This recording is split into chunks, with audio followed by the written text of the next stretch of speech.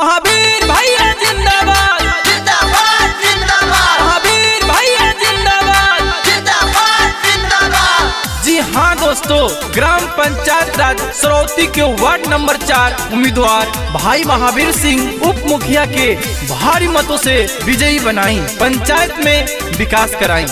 सबका साथ, सबका विकास, सबका विश्वास। वादा है हमारा, काम करके दिखाएंगे। आपका प्यार मिले, विकास करके दिखलाएंगे। विरोधियों से भैया रहना जरा संभल के, बेचने वाले हवा भी बेच देते हैं गुब्बारे में भर के।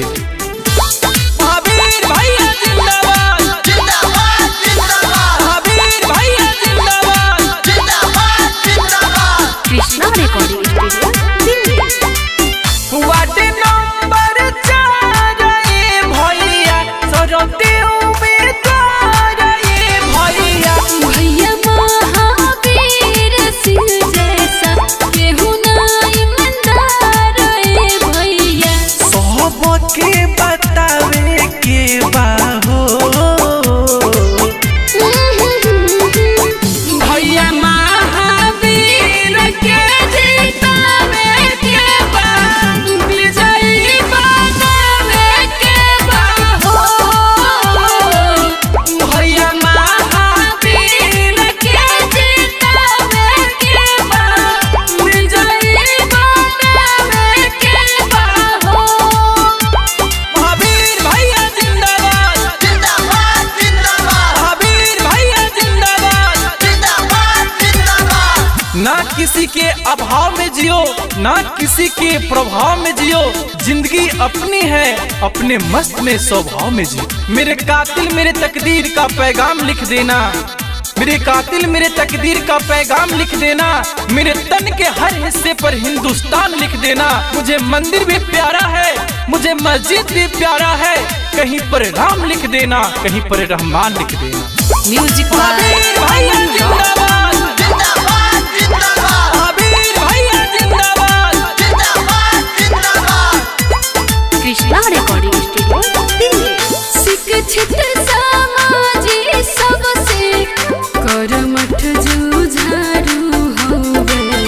दुखवा में साथ रहे, सबके विश्वासी होवे। महावीर भैया जिंदाबाद जिंदाबाद जिंदाबाद। इनके बचारा जाए गली गली वार्ड नंबर 4 में नु हो।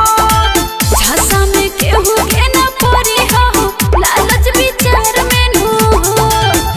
विकास करावे के बाहो। भैया महावीर के जितावे के बा, विजयी बनावे के बा हो।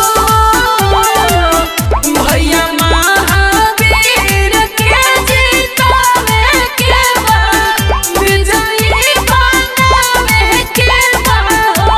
महावीर भैया जिंदाबाद जिंदाबाद जिंदाबाद। महावीर भैया जिंदाबाद। जिंदाबाद जिंदाबाद।